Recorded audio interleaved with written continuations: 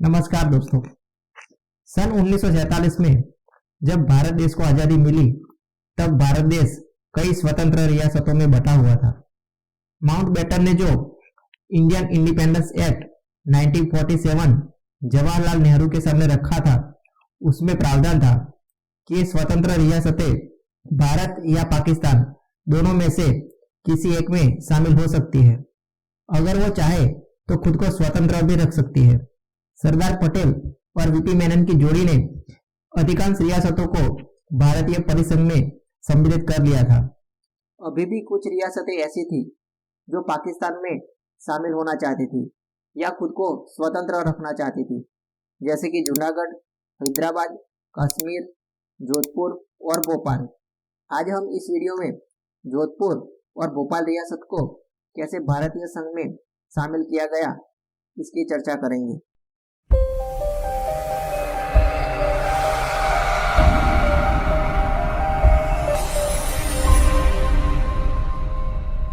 भारत में उस वक्त उत्तरी पश्चिमी भाग में कई राजपूत रियासतें थी। सरदार पटेल ने अपनी सूझबूझ से उनमें से ज्यादातर रियासतों को भारत संघ में शामिल कर लिया था, लेकिन कुछ रियासतें ऐसी भी थी जो अब भी दुविधा में थी कि पाकिस्तान में शामिल हो या फिर खुद को स्वतंत्र रखे। ऐसी ही एक रियासत थी जोधपुर। जोधपुर एक राजपूत रियासत थी जिसकी सीमा पाकिस्तान से मिलती थी।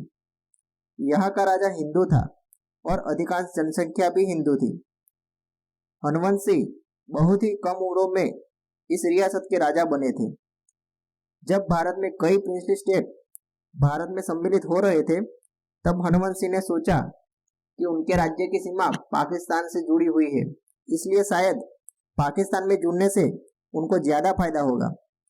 उनको उम्मीद थी कि वह पाकिस्तान से ज्यादा अच्छी तरह से सौदेबाजी कर सकता है। वहीं दूसरी ओर मोहम्मद अली जिन्ना तो ऐसे मौके ढूंढ ही रहे थे। वह चाहते थे कि पाकिस्तान की सीमा से सटी प्रिंसली स्टेट पाकिस्तान में शामिल हो, इसलिए वह प्रलोभन के माध्यम से उस रियासतों के राजाओं को अपनी ओर आकर्षित कर रहे थे। वह पंजाब और बंगाल में जो हिस्सा गंवाना पड़ा था, उसकी भरपाई करना चाहते थे और यह मौका उन्हें जोधपुर के रूप में मिल रहा था।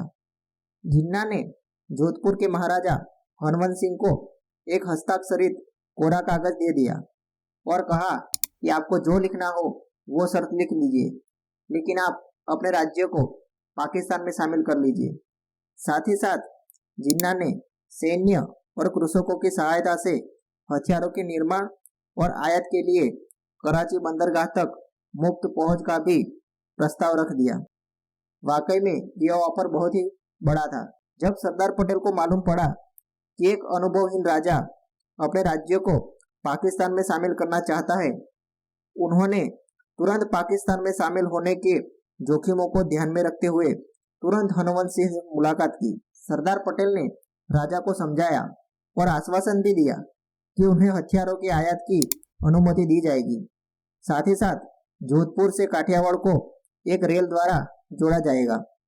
अगर अकाल जैसी परिस्थिति का निर्माण आता है, तब उसके राज्य में केंद्र सरकार अनाज की आपूर्ति करेगी। सरदार पटेल सबको पहले समझाते थे। अगर कोई न माने तो बाद में वो डराते भी थे। जोधपुर केस में भी ऐसा ही हुआ। सरदार पटेल ने हनुवंश सिंह को चेतावनी भी दी कि इस राज्य में ज्यादातर प्रजा हिंदू है और वह भारत में शामिल होना चाहती है। अगर उसने प्रजा के विरुद्ध जाकर इस हिंदू बहुल राज्य को पाकिस्तान में शामिल कर लिया तो यहाँ की प्रजा विद्रोह कर देगी। अगर जनता ने विद्रोह कर दिया तो वो उनकी कोई सहायता नहीं करेंगे। इस तरह कहकर सरदार पटेल ने हनुवंश सिंह को एक गर्भित धमकी भी दे दी। हनुवंश सिंह भी जानते थे कि अगर उन्होंने पाकिस्तान में मिलने का कदम उठाया तो यहाँ की जनता विद्रोह कर देगी। पंजाब और बंगाल में हो रहे विद्रोह को उन्होंने देखे भी थे। आने वाले गंभीर परिणामों को मद्देनजर रखते हुए 11 अगस्त 1947 को हनुवंश सिंह ने इंस्ट्रूमेंट ऑफ एक्सेशन पर अपने दस्तखत कर दिए। उस दिन भी एक बहुत बड़ा ड्रामा हुआ। हनुवंश सिंह ने वीपी मेनन के सामने बंदूक तान दी। राजा को किसी तरह समझाकर उन्हें शांत किया गया। बाद में वह सरदार पटेल की नीति के काफी प्रशंसक हो गए और उनके सपोर्टर बन गए। उन्होंने कई राजपूत रियासतों को मर्ज करवाने में सरदार पटेल और वीपी मेनन की मदद भी की।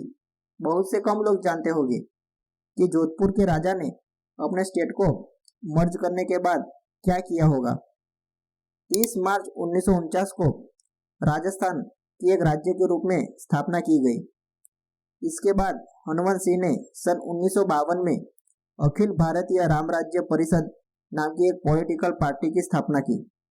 1952 में हुए राजस्थान के आम चुनावों में उनकी पार्टी को भारी बहुमत मिला, लेकिन वो यह खबर सुन पाते उससे पहले ही 26 जनवरी 1952 को एक प्लेन क्रैश में उनकी डेथ हो गई। आपने देखा कि किस तरह सरदार पटेल की कूटनीति से जिन्ना का एक ब्लैंक पेपर भी काम न आया और जोधपुर भारत का हिस्सा बना। ऐसा ही एक स्टेट था भोपाल। आइए जानते हैं भोपाल कैसे भारत का अंग बना। भोपाल भारत के मध्य में स्थित एक प्रिंसली स्टेट था।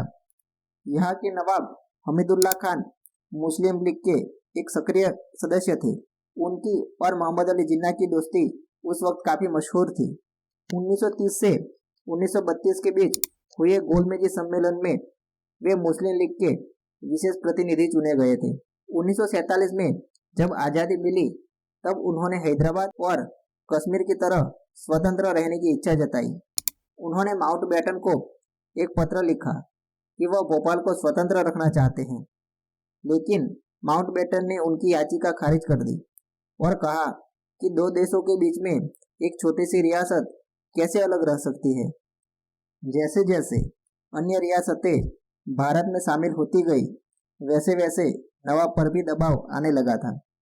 फिर भी वह भोपाल को स्वतंत्र राज्य घोषित करने के प्रयास में लगे रहे। नवाब हमीदुल्ला के इरादे कितने खतरनाक थे, इसका अंदाजा इससे लगता है कि उन्होंने एक ही झटके में भोपाल की करीब आधी आबादी को कंगाल कर दिया। साल 1948 में नवाब ने बैंक ऑफ भोपाल की एक शाखा पाकिस्तान के कराची शहर में खोल दी और यहाँ का सारा पैसा वहाँ भेज दिया। इसके चलते बैंक ऑफ भोपाल की ब्रांच का दिवाला निकल गया। उस समय शहर के अधिकांश निवासी इसी बैंक में अपने पैसे रखते थे। नवाब ने एक ही झटके में उन्हें कंगाल कर दिया था।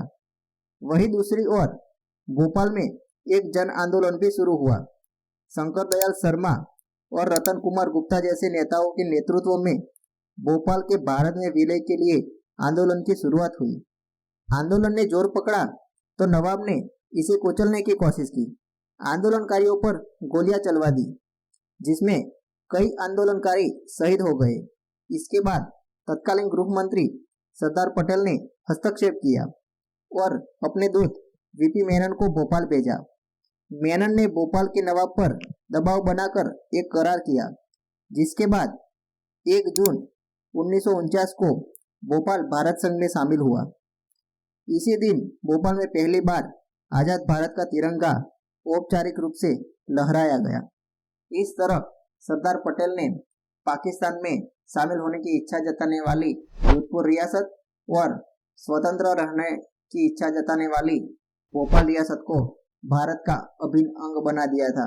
खुद को स्वतंत्र रखने की इच्छा रखने वाले प्रिंसली स्टेट जूनागढ़, हैदराबाद और कश्मीर को कैसे भारत में शामिल किया गया, इसकी जानकारी आपको अगले वीडियो में मिलेगी।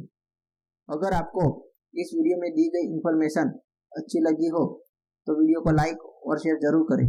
साथ ही साथ चैनल को भी सब्सक्राइब जरूर करें। Thank you.